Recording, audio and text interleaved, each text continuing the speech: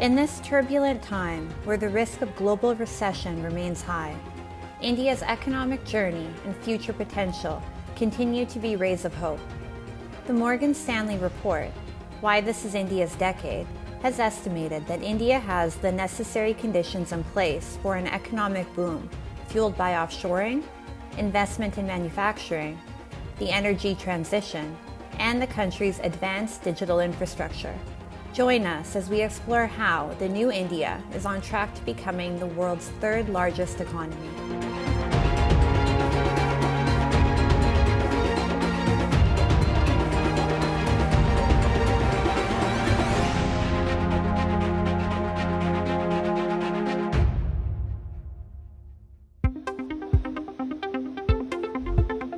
India's Tata Advanced Systems Limited, in collaboration with Airbus, will manufacture C-295 military transport planes under the Make in India initiative.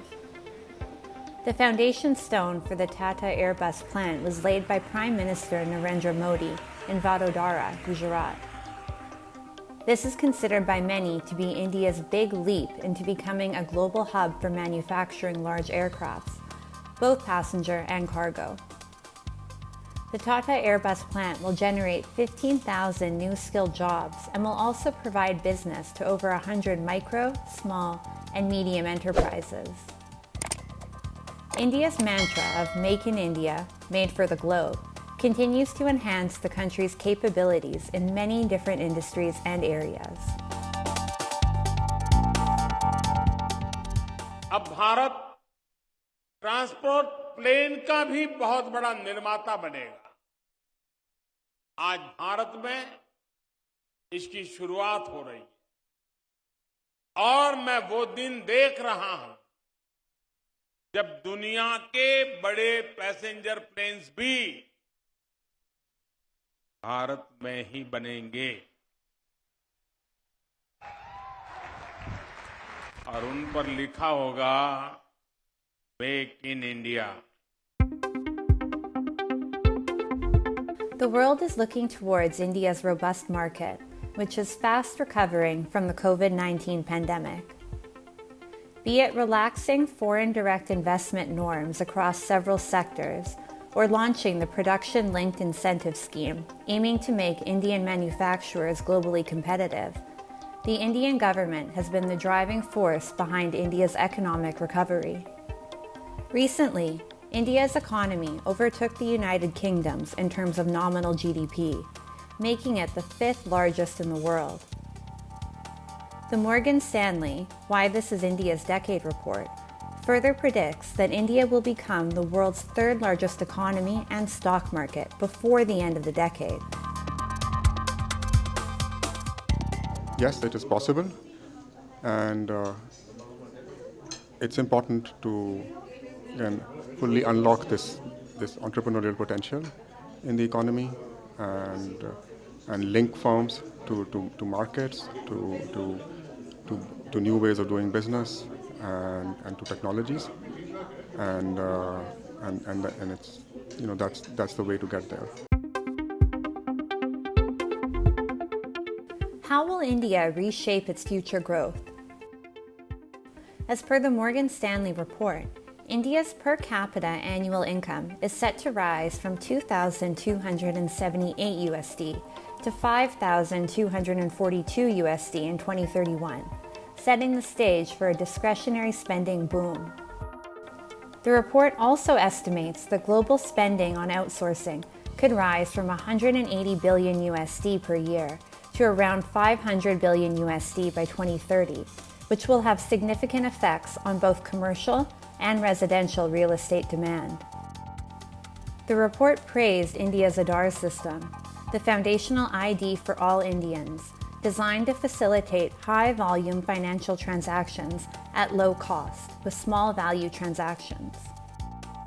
Further, the report estimates that India's manufacturing share of its GDP will rise from 21.6% to 41% by 2031, implying an incremental 1 trillion USD manufacturing opportunity. India's global export market share is also expected to almost double from 2.3% to 4.5% by 2031, providing an incremental $1.2 trillion USD export opportunity. India's services exports will almost triple to 527 billion USD from 178 billion USD in 2021 over the next decade. From e-commerce to internet penetration, passenger vehicle sales to residential property, the new India will shape the new world order in the next coming decade.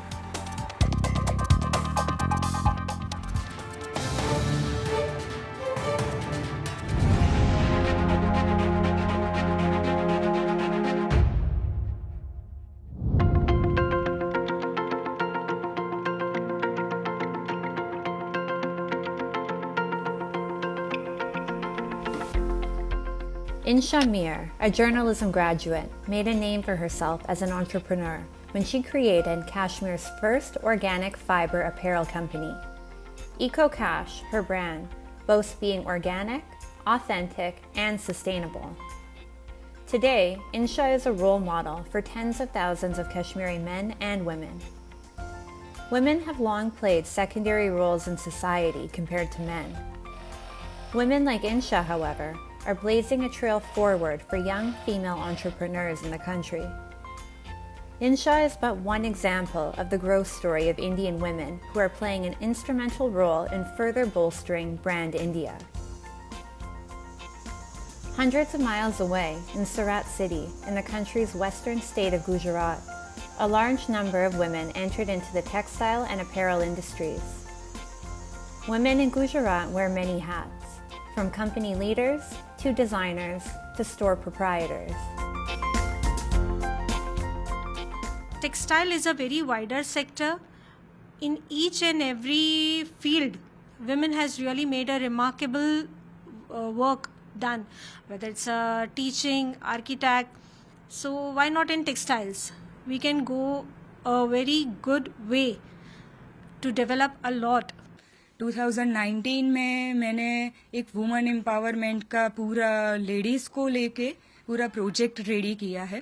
तो उसमें 72 ladies को लेके मेरा पूरा concept है कि वो project पे मैं वर्क कर सकूं. अभी मेरे साथ 23 to 25 लेडीज़ और वर्क कर रही है, जिसको मैं बढ़ा के बहुत सारा बड़ा प्रोजेक्ट करने का प्लान कर रही हूँ.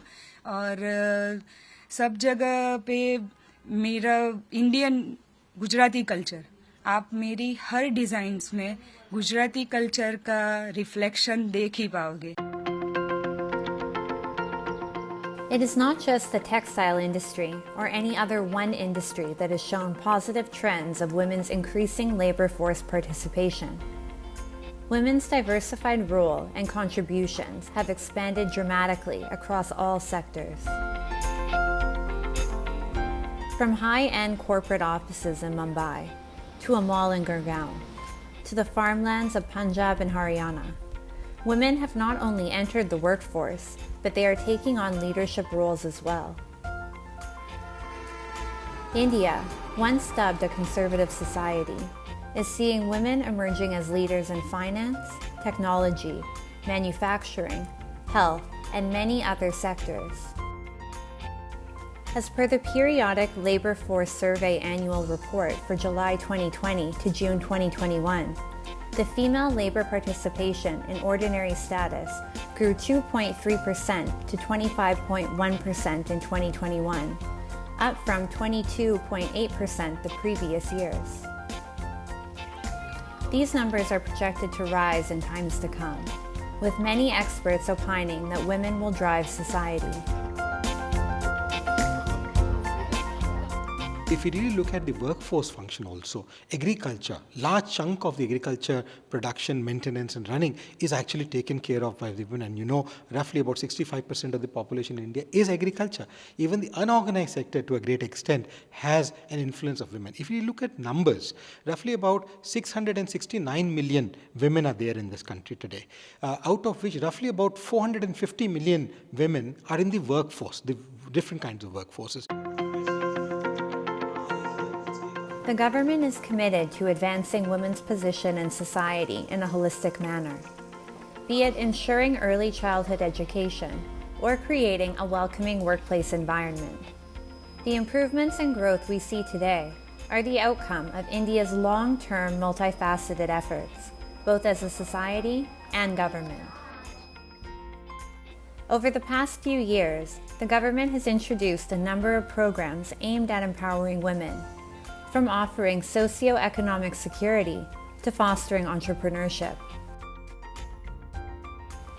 One of the first priorities of the Modi government was to put in place policies to empower women in their homes, so that a foundation was set for a demographic change in the percentage of women that entered the workforce.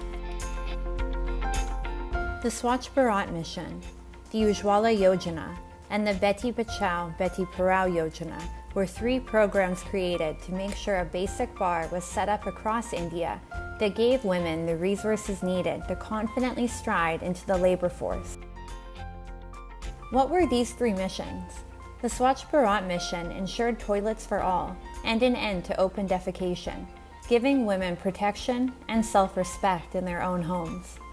The Ujjwala Yojana, a national mission to lay pipe cooking gas in homes across the country. This may seem to be a basic facility, however, its knock-on benefits were plenty. Mothers and sisters who traditionally tended to the kitchen of a home no longer had to breathe in noxious fumes by burning coal or wood, and now had clean pipe gas for their cooking needs, keeping their health in order. The third scheme, the Beti Bachao Beti Padhao scheme, a project close to the heart of Prime Minister Narendra Modi, ensured education for every girl child in the country. With these schemes in place, women in rural India are turning out to be a crucial national asset that will lead the Indian growth story. The nation has never been afraid to prioritize competent women, having had a female prime minister, female president, to women leading the way in India's space mission, to women doctors getting the nation's health back on track. Indian women are a critical part of the India story, and their story has just begun.